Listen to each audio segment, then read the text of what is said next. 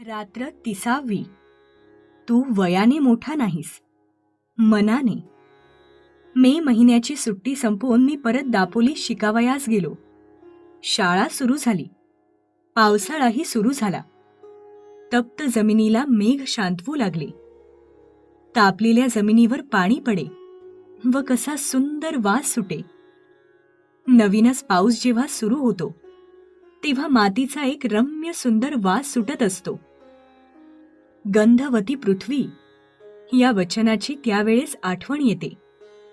फुलाफळात जो रस व जो गंध असतो, एक प्रकारचा स्वाद असतो, तो पृथ्वीच्याच पोटातला.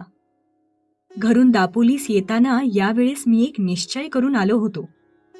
सुट्टीत घरी असताना एके दिवशी लहान भाऊ नवीन सदऱ्यासाठी हट्ट धरून बसला होता. त्यावेळेस त्याची समजूत घालताना आई म्हणाली, तुझे अण्णा दादा मोठे होतील, रोजगारी होतील, मग तुला 6 महिन्यांनी नवीन सदरा शिवतील. आता नको हट्ट धरूस. मित्रांनो, माझ्या लहानपणी कपड्यांचे बंड फार माजले नव्हते. आम्हाला कोट माहीतच नव्हता. कित्येक दिवस सदराही 1-2 वर्षांनी नवीन मिळायचा. थंडीच्या दिवसात धोतर चौघडी करून गळ्याशी बांधून शाळेत जायचे. मफलर नव्हते, जॅकेटे नव्हती, गरम कोट नव्हते. आता शहरांतर विचारूच नका. परंतु खेड्यांतूनही कितीतरी कपडे लागतात. वारा, प्रकाश यांचा अंगाला जितका स्पर्श होईल तितका चांगला. वारा व प्रकाश ह्यांच्या रूपाने प्रत्यक्ष परमेश्वरच आपली अंगे स्वच्छ करावयास जणू येत असतो. परंतु त्या सृष्टी माऊलीला आपण अंगास हात लावू देत नाही व नाना रोग शेवटी आपणांच जडतात. एक रशियन डॉक्टर म्हणतो, जगातील पुष्कळसे रोग फाजील कपड्यांमुळे होतात. रशियातील मुले फार थंडी नसली म्हणजे फक्त लंगोट लावूनच शाळेत जातात. कपडा कमी वापरण्याची वृत्ती नवीन रशिया निर्माण करते. विचाराच्या डोळ्यांनी रशिया पाहण्याचा यत्न करते व तसे चालण्याचेही ठरवते. माझ्या धाकट्या भावाचा सदरा फाटला होता. आईने त्याला 2-3 गाबड्या लावल्या होत्या. आपल्या भावास नवीन कपडा शिवून न्यायचा असे मी ठरवून आलो होतो. परंतु पैसे कुठून आणावयाचे? माझे वडील कोर्ट कचेरीच्या कामास वरचेवर दापोलीस येत. दारिद्र्य येत होते तरी कज्जे दलाली सुटली नव्हती. व्यसनच असते तेही. काही लोकांना कोर्ट कचेऱ्यांशिवाय चैनच पडत नाही. स्वतःचे संपले तर दुसऱ्याचे खटले चालवावयास ते घेतात. तुझा खटला मी जिंकून दिला तर मला इतके पैसे, खटला फसला तर झालेला खर्च सारा माझा, असे सांगून खटला चालवण्याची कंत्राटे घेणारे लोक मी पाहिले. वडील दापोलीस आले म्हणजे 2 आणे मला खाऊला म्हणून देऊन जायचे. खाऊच्या पैशातील 1 पैही खाऊमध्ये न खर्चण्याचे मी ठरवले. ज्येष्ठात आमची शाळा सुरू झाली. गणेश चतुर्थीला 3 महिने होते. तेवढ्या महिन्यात या खाऊच्या पैशांचा रुपयाभर जमला असता. गणेश चतुर्थीस धाकट्या भावास कोट व सदरा शिवून न्यायचा असे मी मनात निश्चित केले. ध्येयावर डोळे होते. रोज पैसे मोजत होतो. गणेश चतुर्थी जवळ येत चालली. मजजवळ 1 रुपयात 2 आणे जमले होते. गौरी गणपतीला नवीन कपडे करतात. आपल्या गावातील मुलांना त्यांचे आईबाप नवीन कपडे शिवतील. परंतु माझ्या भावास कोण शिवील? माझ्या भावाला मी शिवून नेईन. मी शिंप्याकडे गेलो. माझ्या भावाच्या वयाचा एक मुलगा मी बरोबर घेऊन गेलो. त्याच्या अंगाचा कोट शिवावयास मी सांगितले. 2 वार कापड घेतले, अर्धा वार अस्तर घेतले. कोट तयार झाला. जवळच्या पैशात सारा खर्च भागला. तो कोट हातात घेतला तेव्हा माझे डोळे अश्रूंनी न्हाले होते. नवीन कपड्याला मंगलसूचक कुंकू लावतात, परंतु प्रेमसूचक अश्रूच मी त्या कोटावर शिंपडले. मी घरी जाण्यास निघालो. पाऊस मी म्हणत होता. मी ज्यांच्याकडे राहिलो होतो ते म्हणाले, पावसा पाण्याचा जाऊ नकोस. नदी नाल्यांना पूर आले असतील. पिसईचा पर्ह्या, सोंडे घरचा पर्ह्या यांना उतार नसेल. आमचे ऐक. मी कोणाचे ऐकले नाही. हृदयात प्रेमपूर आला होता.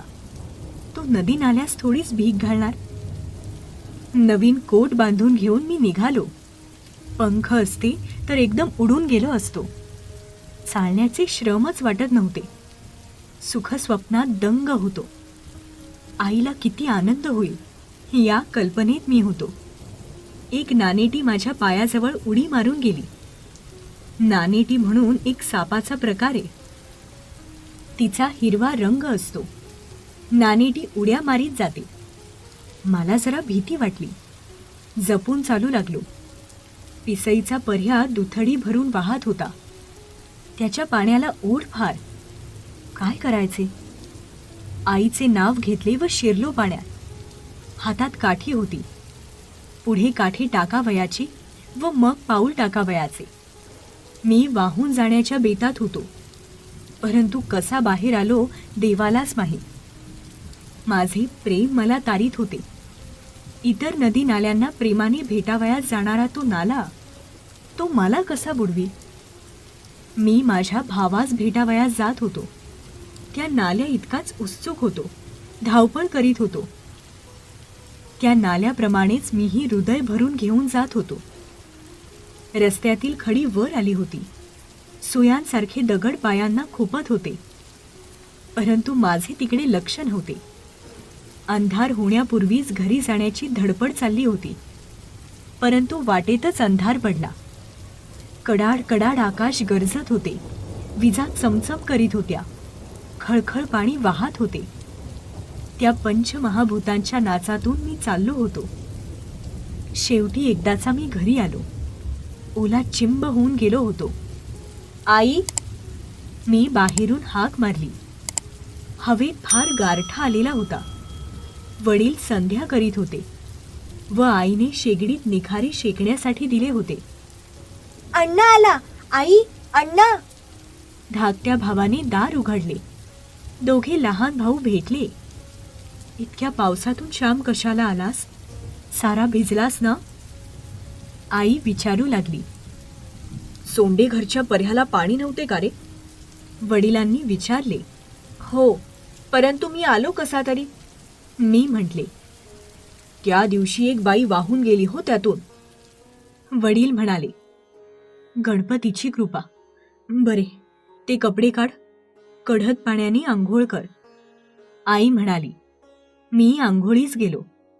धाकट्या भावाने माझे लहानसे गाठोडे सोडले. लहान मुलांना सवयच असते. त्यांना वाटत असते की काहीतरी आपल्यासाठी आणलेले असेल. परंतु मी माझ्या भावंडास काय आणणार? कोणता खाऊ आणणार? कोणते खेळणे आणणार? कोणते रंगीत चित्रांचे पुस्तक देणार? मी गरीब होतो. परंतु माझ्या भावास त्या गाठोड्यात काहीतरी सापडले. त्यात कोट सापडला.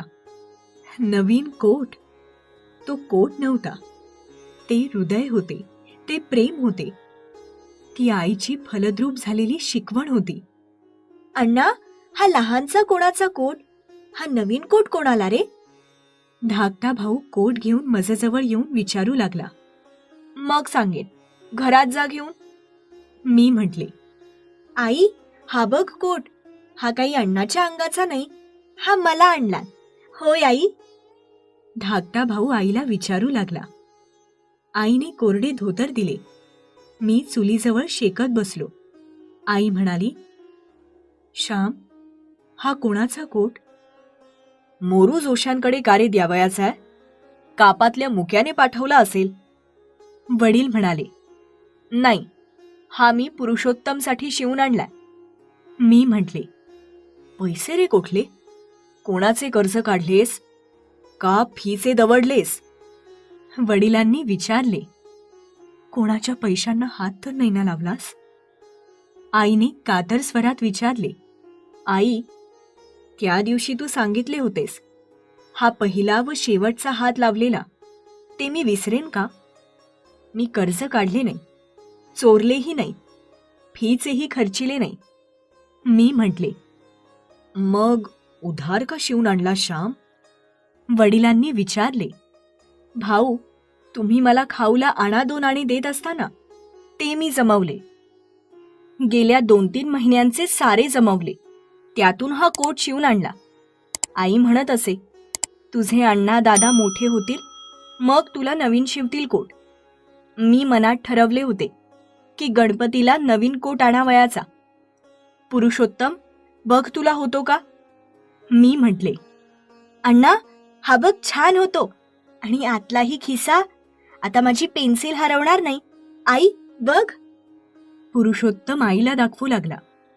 मी सांगितलेली हकीकत ऐकून आईला गहिवर आला व ती म्हणाली, श्याम, तू वयाने मोठा नाहीस, पैशाने मोठा नाहीस, शिकून मोठा नाहीस, परंतु मनाने मोठा आजच झालास हो. हेच प्रेम बाळांनो पुढेही ठेवा. या प्रेमावर देवा दृष्ट नको कुणाची पाडूस. वडिलांनीही माझ्या पाठीवरून प्रेमाने हात फिरवला.